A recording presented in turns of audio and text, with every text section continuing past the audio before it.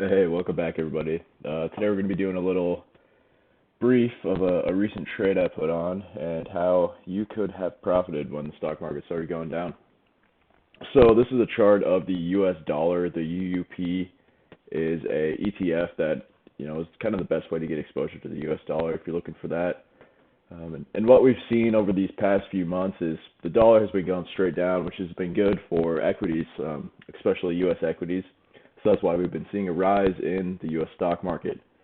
But back at the beginning of February, there was a big piece of information that changed within this analysis. So we did have this series of downtrends, but on February 3rd, we saw a huge move above the 20-day moving average, and also this move higher came on more than average volume as well. You can see this huge spike here on this green level. So what that means is there's a character change, and since the U.S. dollar is such a macro currency, this is a big mover that kind of drives the market itself, the market as a whole. You should have taken notice. So let's just put a little mark here on that February 3rd date, and then let's take a look at the chart of the S&P. And going back to February 3rd, here's that same move on the S&P. So we saw that more or less marked the top of the S&P once we saw the U.S. dollar start to break out. So let's combine those two charts so you can get a better look at what I'm talking about here.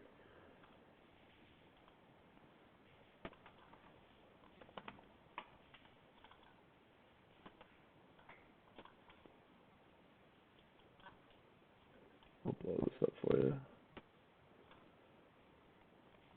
So there's that February 3rd date on the S&P, and then here's our February 3rd date on the U.S. dollar. And you can see a direct inverse correlation between the two at the moment. So as the dollar is breaking out, the S&P is falling, and we can see that the dollar's been above its 20-day moving average, while the S&P has been falling below its 20-day moving average. So this has been a big driver for the market over the past, I'd say 6-7 months at least. The U.S. dollar and the S&P have had a near one-to-one inverse correlation, which means when the S&P is going up, the dollar is going down. When the dollar is going down, or when the dollar is going up, the S&P is going down.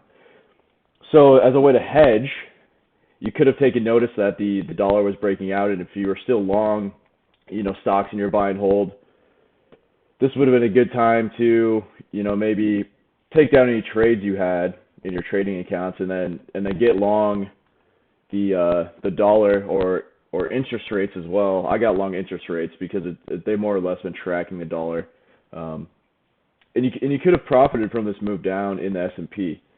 So that's a big intermarket analysis kind of brief introduction to you. There's a lot of these different correlations that go on and really bring our macro world kind of to the forefront of the stock market.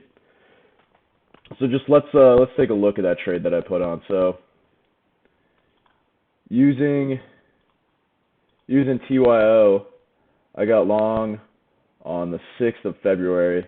So that's been a good 8% move that we've been a part of, and the S&P has been down this whole time. So if you're looking to kind of hedge your portfolio or still be trading long while the market's going down, start looking for these different macro technical analysis trading pairs. And this would be a good way for you to kind of hedge your portfolio or like I said, get long when the market is still going down. So I hope you enjoyed this and continue watching for more.